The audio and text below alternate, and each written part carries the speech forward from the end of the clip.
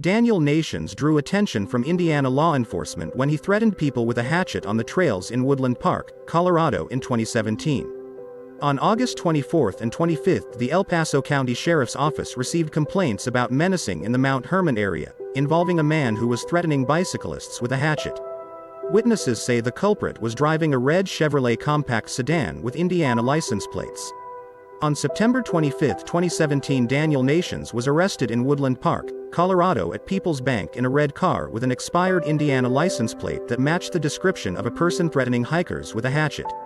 Police found a hatchet and a .22 caliber rifle in the car.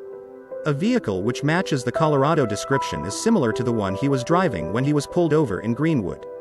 Prior to his September 25, 2017 arrest, Daniel Nations was a convicted sex offender stemming back to an event in 2006 when he exposed and pleasured himself in a Walmart parking lot in Spartanburg County, South Carolina. On February 14, 2017, the bodies of Libby and Abby were found less than a mile from where they were first reported missing. On the same day, Daniel Nations checked in person as part of his sex offender registry agreement. On September 28, 2017, Daniel Nations appeared in Teller County Court for a child custody hearing. The El Paso County Sheriff also filed felony menacing and reckless endangerment charges against him that evening. On the same day, Indiana State Police were contacted by a sheriff's department in Colorado about similarities in their case in the Delphi murders. Indiana State Police officially declared Nations a person of interest in the Delphi murders investigation. Only on 4 tonight, a man gets arrested for threatening people with a hatchet on a Colorado trail, and now investigators in Indiana want to know if he could be tied to the murders of 2 young girls who were on a hike. Both are crimes we've been following for weeks now. And investigators say there are disturbing similarities. Police say people had been complaining about a car in the area of Mount Hermon Road, that's between Palmer Lake and Monument. Officers arrested him in that car. Tom Meston live in Monument tonight. You've been following this one closely, Tom. And Karen, a lot of new information tonight about a man accused of wielding a hatchet on the trails here behind me in Monument. Tonight we've learned that Daniel Sessions is not only a convicted sex offender, but many believe a suspected serial killer. Disturbing new details in the unsolved shooting death of Palmer Lake bicyclist Tim Watkins. If you knew Tim, he was an incredible human being. Watkins was gunned down 2 weeks ago while riding his bike along a popular Monument trail. Monday, police arrested 31-year-old Daniel Nation after he allegedly threatened several people with a hatchet near the same trail. Thank God they got someone. It's got to be this guy. It's got to be this guy. Authorities will not say if Nations is a suspect in Watkins' death, but now there are new concerns about the man. Nations is a convicted sex offender. He was arrested in Colorado driving a vehicle with expired Indiana plates. In February, 2 girls were murdered on a hiking trail in Indiana. That killer has not been found. Jackie Kirby with the El Paso County Sheriff's Office admitted what she called many similarities in the cases and is not denying a possible connection.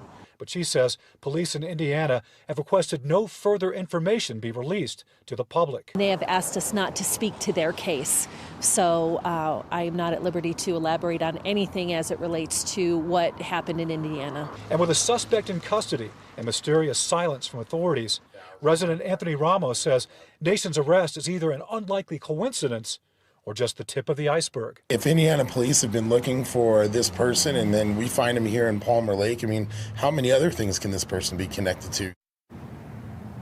Now, just minutes ago, Indiana police confirmed to us they are, in fact, looking at Nations as a possible suspect in the murder of his 2 girls. And we'll have much more on this developing story tonight on CBS 4 News at 6. We're live in Monument tonight. Tom Mustin covering Colorado First. Tom, thank you. On September 14, 2017, Tim Watkins left for a bike ride through the wooded trails near his Monument, Colorado home. Daniel Nations was considered a possible person of interest due to the timing and the area of where the crime was committed. After 4 years, Tim Watkins' murder still remains unsolved. Caitlin Nations was with Daniel Nations and their 2 children when they were pulled over in Woodland Park, Colorado on September 25, 2017 in relation to a menacing offense on Mount Hermon Road which occurred around the dates of August 24 and August 25, 2017. Their car, a red Chevrolet Prism, was searched and a hatchet and a .22 rifle was found in the car's trunk. Caitlin Nations told police she had a .22 rifle in the car's trunk because she had purchased it for protection after the car was broken into. Caitlin also told the officers the car had a broken taillight because she hit a tree with the car earlier on in the day. Police ran her name and found she had warrants for failure to appear in court, but they were non-extraditable, so she was released. Caitlin Nations made a Facebook post stating she had no knowledge of Daniel's possible involvement in the Delphi murders case and she had been cooperating with the police since day one. Lady who she saw me walking. I had a couple bags in my hand with gifts for my children and supplies for them, food and snacks. The lady stopped and she's like, "Would you like a ride? Are you going far?" I was like, "No, I'm just going to the library to see my children." And the lady goes, "Well, I'll give you a ride." And so I go and get in, and the first thing the lady goes is, "You're not a serial killer, are you?" I was like, "No, ma'am, I'm not." It's obvious that she wasn't, it's obvious she didn't know who I was. It's kind of actually a relief when I find somebody that doesn't know who I am, because so many people have messed up opinions of me, and it's all based off of rumors and speculation and lies. Just like with the fact that, they couldn't clear me. It's pretty sad that not only did Doug Carter go on national television and say that he sat down and spoke with me in Colorado, but my attorney, without asking or speaking to me first, turned him away in Colorado. So naturally he wasn't able to speak to me here. But they sure made it a point to tell people, "Oh, well, we can't include or exclude him." But that would explain why, because I wasn't allowed to speak to them. However, the morning after I got back to Indiana, they were there. And the first thing I did was give them my DNA. I said, "Please, let me give you my DNA." So for them to keep the people out of the loop, for them to go on national television and say, "We spoke to Mr. Nations and we spent time with him,"